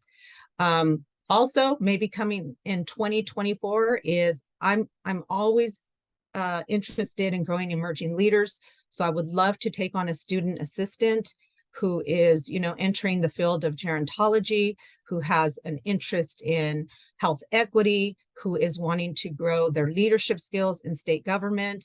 So bringing a student assistant on board, and also a retired annuitant, someone who has retired from the state, who is very familiar with state processes, who can help us, be an extra arm, if you will, with many of the initiatives that we have planned. Next slide, please.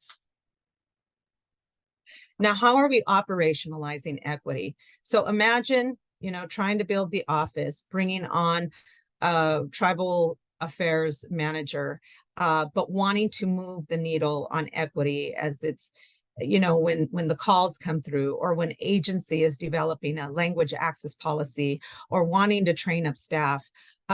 So we're building the plane as we're flying it. I'm sure you've heard that saying.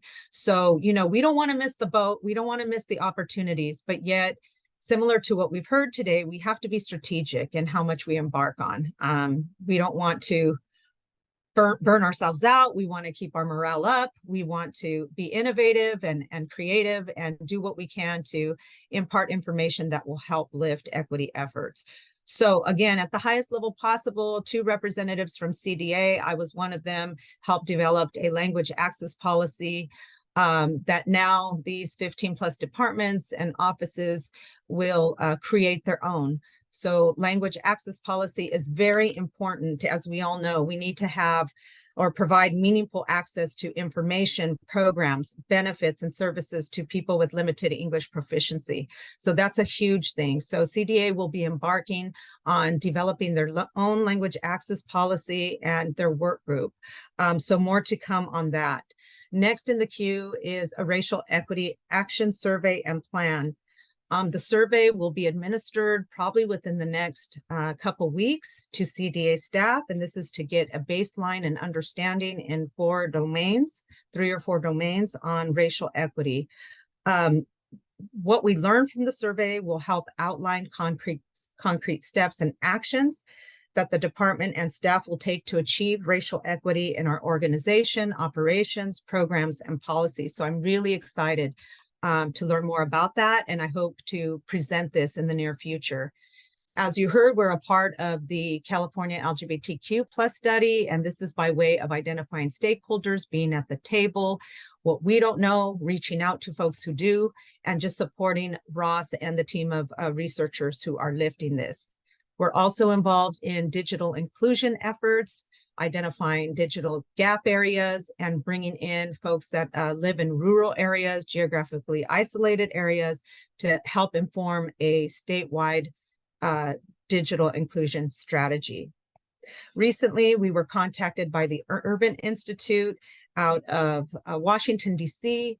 They'll be examining new and promising efforts that advance health equity. They are also interested in racial and ethnic disparities in healthcare access, quality, and outcomes. Ross and I and another key point person within the department will be meeting with the principal investigators to help inform that study. So we'll keep you posted on that. And lastly, just our community outreach and engagement efforts.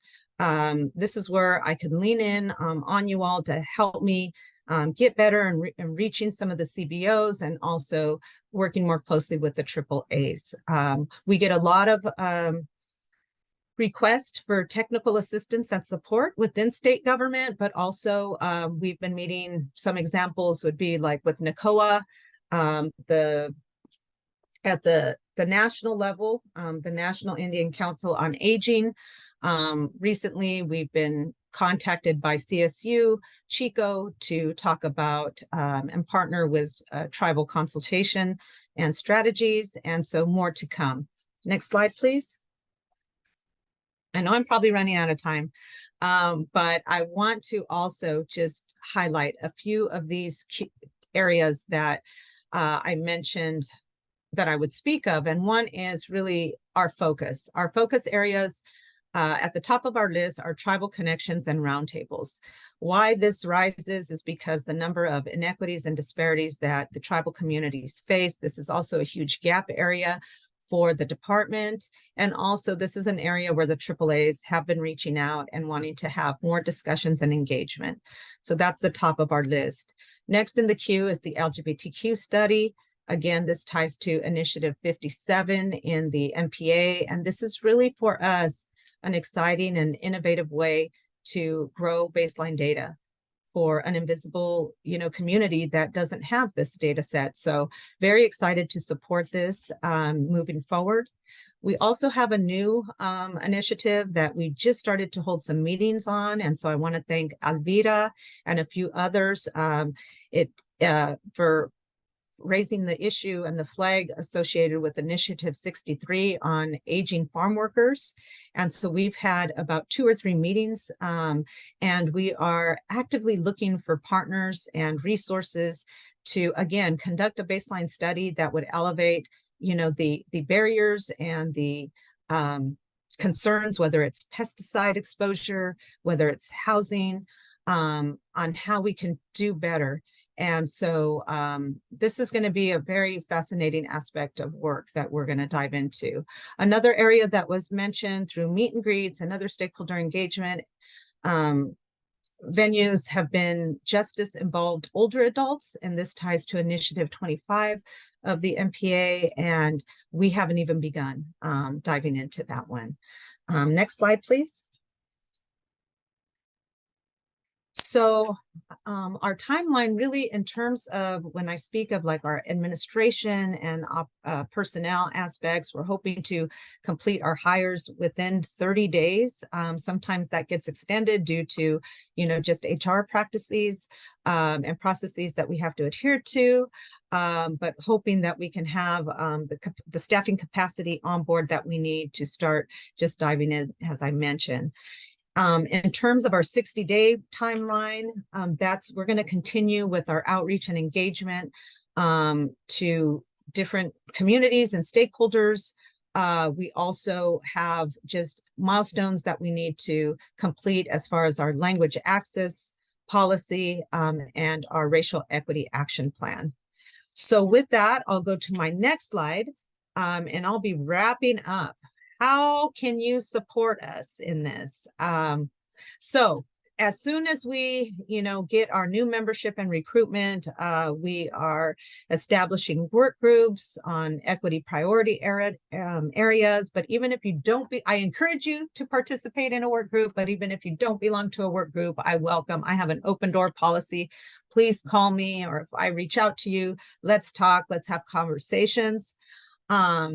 The next area I will need your support is as we implement the Racial Equity Action Plan within the department. It would be great. As I mentioned, I read some of your bios and I'm becoming more and more familiar with your subject matter expertise, to be a part of a training to our staff, to provide us with resources, to participate in some of those efforts as we're moving forward as it relates to growing our own knowledge and expertise within the department on racial equity.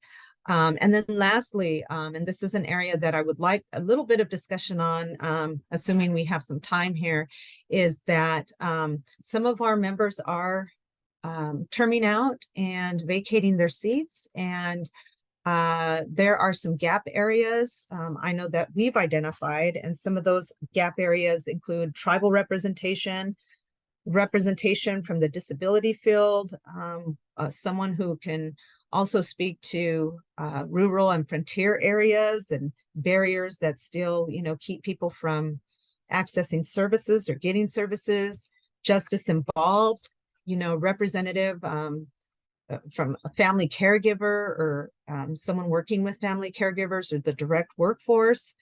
And so the last thing I want to talk about here is that there are a few options, for recruitment efforts. One is a targeted recruitment effort based on our gap areas. We will be needing about 6 additional members to join our committee. There's also another option of open recruitment where we send out an application to join the committee broadly. And then, I lean on your support to help me review those applications. Both have pros and cons, but I would like to spend a little time talking about your thoughts and ideas about that moving forward as we build, this committee up for what's to come in 2024. So with that, I want to stop talking. I want to take any questions that you may have and just allow some time for discussion, which we rarely get in these meetings. So I welcome your input. Thank you.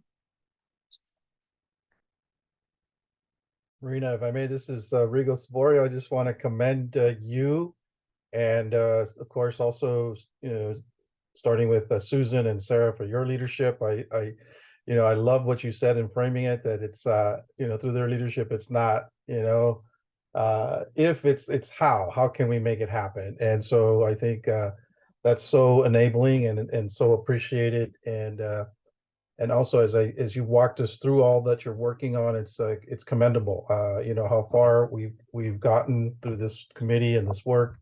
looking forward to to what's to come with your leadership. Particularly around the membership and recruitment efforts, as you talked about priority areas moving forward. What's the timeline? And then also, is there a work group that's currently in place, or perhaps that's sort of thinking about putting a work group in place to really focus in this particular area, to really help with your needs? And to your question, one or the other, I think a hybrid approach to what you're sort of addressing your needs is probably the best way forward. But I'll pause there to kind of get more of your thinking around, how are you going to do this and in what time frame? Thank you, Rigo. Really appreciate your comments. And I'm going to turn to Amanda and Carol, but I'll first start off with the timeline in terms of recruitment efforts. So what I would like to do is just establish the committee first, in terms of our gap areas, identifying and get the committee, onboarded. And then develop work groups from that space. So I'm thinking the new committee committee members would join in January of 2024. Amanda or Carol, please let me know if I'm off base there. I would onboard by just, introducing them to, the charter, the purpose, and then also just spending some time, acquainting them to, priority areas for the department and for the committee. From there, whether it's work group, several work groups, or one large work group, and that's also what I want to get your opinion on, or are they ad hoc work groups where we have a particular initiative or we have a particular topical area, and I pull folks based on their subject matter expertise.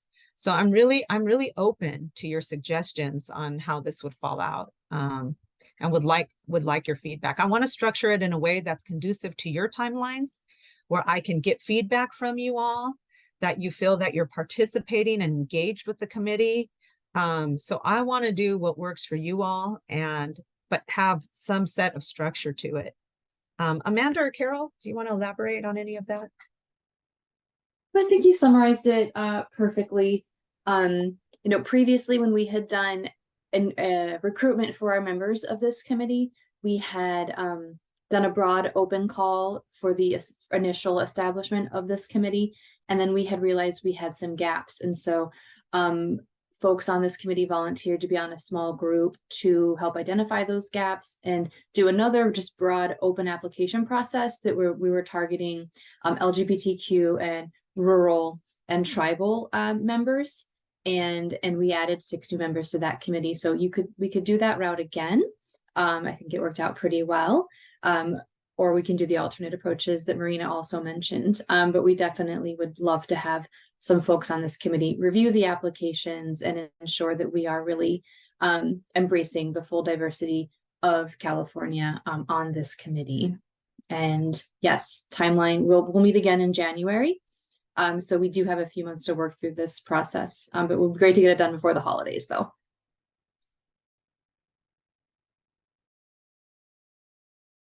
Jax, I see your hand. Yeah, hi. Thanks. Marina, that was such a great presentation, because now I am so focused on everything that's on your plate, and it helps me to figure out exactly what I need to be sending you in emails and throwing at your desk and being more helpful to you all the time. So I'm so grateful for this presentation. I was recruited after the kind of the first phase, and it was in a broad kind of a big net that was thrown out there. And I think probably because of the fact that I have this LGBT background in HIV and aging, that kind of fit into that wedge. And I think because of the fact that I think ultimately this group is going to need new blood at any time, just having a wider net so that you have some names to fit in for whenever other gaps appear, I think is really useful. So I think the broader that you do it, fill in the gaps as you find appropriate, but get some people who are really qualified and really have that energy to move this group forward. Thanks. Awesome. Thank you so much, Jax. Okay, Denny. Thanks, Marina. I was gonna say that I think we might have a referral to a community organization for the justice involved population. So happy to connect with you offline about that, and feel free to reach out to me if I forget to reach out to you. My other thought was for those of us who were at the United for Health Equity Summit that Rigo and his team put together, whether there might be possibilities to connect with some of those older adults or get their perspectives in a way. I mean, they had such powerful stories and they were so willing to share, and whether that, it's one thing to do that in a conference, another thing to be on an advisory committee. But I wonder if there's a connection there to be made to explore kind of their perspectives in welcoming them and their voices to this group. And then my last thought was, I think one of the things that has been missing and that I love so much about the Day in Action last year was the ability to be in person. And I'm wondering the extent to which, as you're planning for 2024, are there going to be some opportunities to be together in person? I think the work is, we can do the work over Zoom, but the work always feels different in person. And so I get that there are logistical and cost challenges to that, but I'm wondering what your thinking is about that. Thanks. Thank you, Denny. I would love for all of us to get together in person, and I've actually inquired about getting together in person and if there's resources available to do that and if it's allowable to do that and the reimbursement of that. So I am looking into it.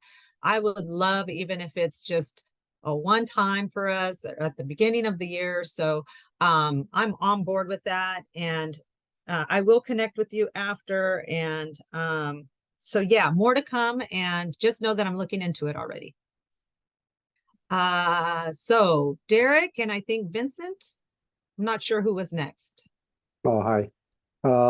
Just want to thank again this very robust action plan. I really like it. Among ourselves, I think we have a lot of connections, if you will. And so for those who stay on or for those who are stepping off this committee, I think we can each contribute a few names so that you have a roster of individuals, whether they are representing a certain group or organization, can really help to enrich the conversation.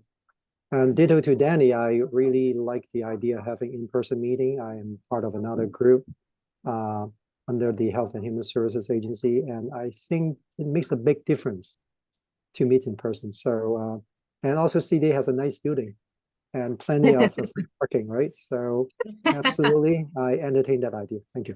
Yeah, thank you, Derek, and absolutely. I'm liking this hybrid approach of casting the net broadly, but I welcome any recommendations from this committee on folks that you feel would be movers and shakers and and have the energy, because I really want us to work diligently. When we talk about operationalizing equity, I want to work in partnership.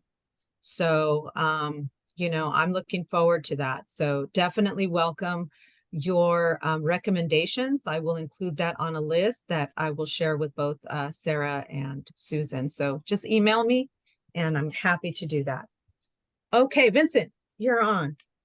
Hi, I'd like to help identify some potential trans members. I have a couple of networks that I work with that are statewide and also know quite a few people. But when you're looking for memberships, are you looking for people like maybe that don't all live in the urban areas? Like maybe some people who are really, okay. But I would like to help try to identify some trans folks that we could reach out to and get them to apply. A lot of them do policy work and are very familiar with aging, has trans or gender nonconforming or however way. But I think that expertise, particularly like looking at younger, like how people who might access services in the future, how this might be impacted by having some people with that expertise. Thank you so much. I welcome that. And possibly a Pacific Islander, like who is working in the community, because I'm Pacific Islander, but I don't actually work in the community as much. So Yeah, great. Thank you, Vincent. Okay, Cheryl Brown. Hi, everyone. It's so good. This is a great meeting. Thank you very much. Someone asked that we do a day of action like we did last year. Well, the Commission on Aging is planning to do that again. We don't have a date I don't think we have a date yet, but it will be coming next year. And we're going to do the same kind of thing, that we go to the Capitol and we just have a day of action. And we plan what we're going to be doing. So if that's something anyone would like to be a part of, please let me know and we'll, put you in. Maybe we need to make it larger because last year we talked more about different, I think it was more about aging and not so much about equity or about what comes out, but we had some really good conversations and some good things came out from it. We did roundtables and the whole bit. So let's look at how we can come together and do something. If we're doing it at the convention center, it'd be big enough for whoever we want to bring in. And I would love for you to be a part of what we're going to be doing. Absolutely. Thank you for that announcement. And I wrote down here, volunteers needed. So think big, dream big. Yeah. Thank you, Cheryl. Thank you for that. And Carol Swartzlander is our executive. And so if anybody wants to reach out, you can reach out to me and I can put you in contact with her. Or you can reach out directly to her and tell her that I told you about it. But I will be emailing her when we finish and tell her a little bit about this meeting. Okay, great. Thank you. And Rigo, do I see your hand or is that an old hand raised? No, you do see my hand. Okay. Yeah, I'm sort of bringing this back to the recruitment. I was wondering, Marina, because we talked about different areas that you're really interested in terms of recruiting for. Do you have a visual that you can share with the committee members, sort of a matrix visual that speaks to the areas that you're looking for or need in the in terms of recruitment and representation on the committee per the direction and North Star of the goals of CDA, MPA, and the other key initiatives. Okay. And perhaps if that's something that can be provided to us, that would be helpful to help sort of target some of our recruitment efforts.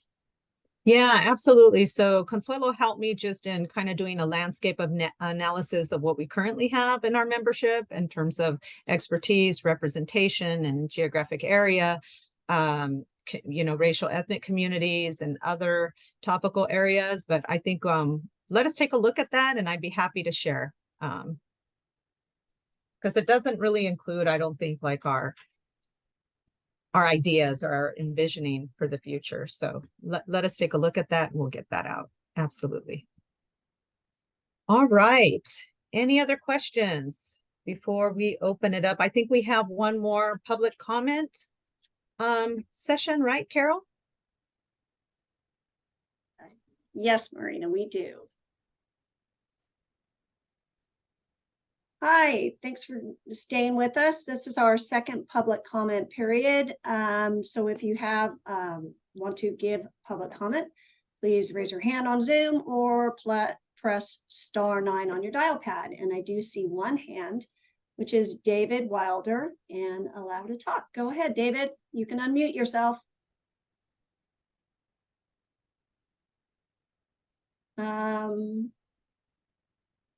Not sure if this was an old hand, David. You've had your hand up before. No, it's a new hand. I meant that. Go ahead, David. What I was going to suggest, a little out of the box thinking, that I did when I was working as a volunteer with transit.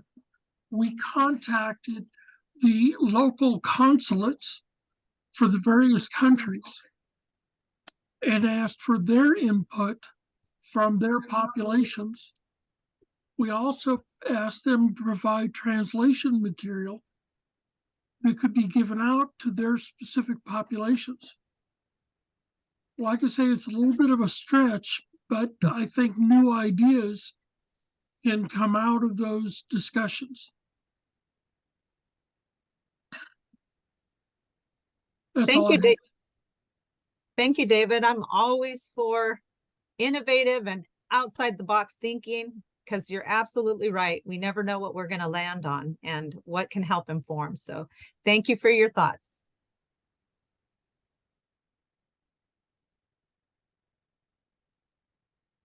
All right. I think it's time for me to Yes, wrap up. we're done. Thanks, Okay. Marina. All right. Okay. Well, I was trying to take copious notes during this meeting and stay tuned with what everything that was being said. So if I'm going to run through my list, and if I forgot anything, please let me know or send me an email. I want to just thank Derek Lamb for the acknowledgement, and the congratulatory remarks on, bringing Consuelo on board. That was very kind and thoughtful of you, Derek, just to acknowledge that the department is listening, and we're doing our best to move efforts forward. I also heard from Elvira about baseline data demographics in urban areas related to tribal communities. And so we had a little bit of discussion about that. And just walking away from this meeting, if there's any more information that you all can provide, Ross or Evan, they're open and eager to hear where they can find those resources or data sets or any, subject matters in this space, subject matter experts in this space. I also wrote down here that Jax volunteered to connect with Ross and Evan regarding the data component and the framework. So, happy to connect you, Jax and Ross, to begin that conversation. And then I wrote down also something Denny said around creating equity goals, how CDA will set priorities around this, and maybe the possibility of establishing some criteria. So I'll reach out to you, Denny, and see what that looks like, and how maybe we can move that forward in the future.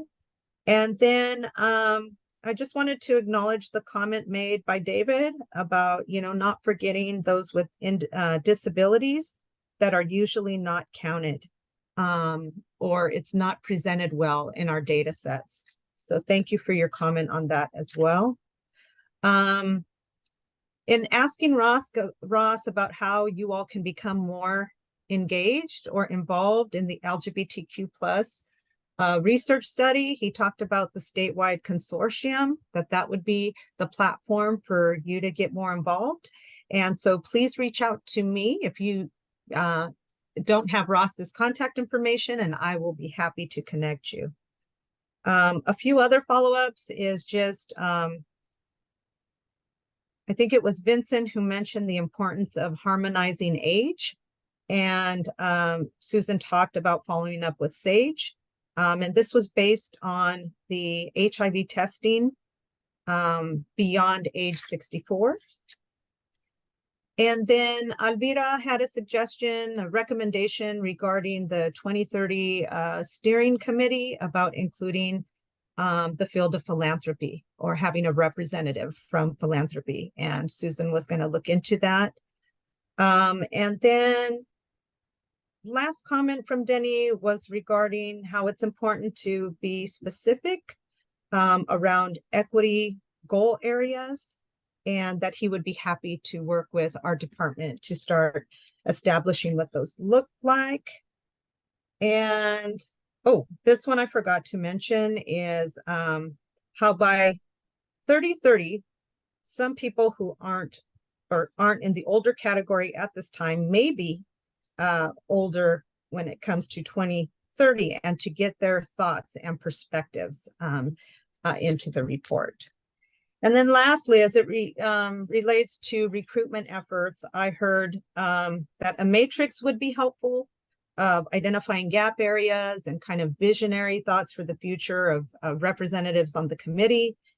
I also heard maybe a hybrid approach, and that's the consensus I heard, a hybrid approach of doing an open, kind of casting the net broad, but then also tailoring where we need it for subject matter expertise. And Jack's kind of said the same sentiment there. And then also there was a recommendation about maybe connecting with Rico about some of the older adults that were featured at the summit. And so maybe welcoming their voices on the committee would be something to consider. And Denny, I will connect with you regarding your referral to a community organization on justice and aging. And then I heard it loud and clear that an in-person meeting would be awesome. I totally agree. And then Derek, you said you'd provide a few names, or recommended names for the committee, and I open that up for anyone who on this who wants to forward me names. I welcome them and will submit those. And then Vincent, yes, for the trans members, absolutely forward me contact information. And then Cheryl Brown, any one of you who would like to volunteer on a day of action working with the Commission on Aging for next year, please reach out to Cheryl Brown. Whew. Okay. I had one more thing to just add. Sure. Just adding that I heard Susan say that the department is celebrating 50 years. Well, the commission is celebrating 50 years and we're having a gala. And so anyone who wants to be a part of that can just give me a call, and we're looking for folks to do that. And I don't know if Susan, if you're doing something with that, maybe we should start looking at what we can do together rather than trying to, but that way we can use the whole convention center. I love it. I love it. So if you want to talk, we can talk. Thank you. It was a great meeting, everyone. All right. Thank you, everybody. I appreciate your time. Please take care. And it was great seeing you. Thank you. Thank you, Marina. Thanks, everybody. Bye. Bye.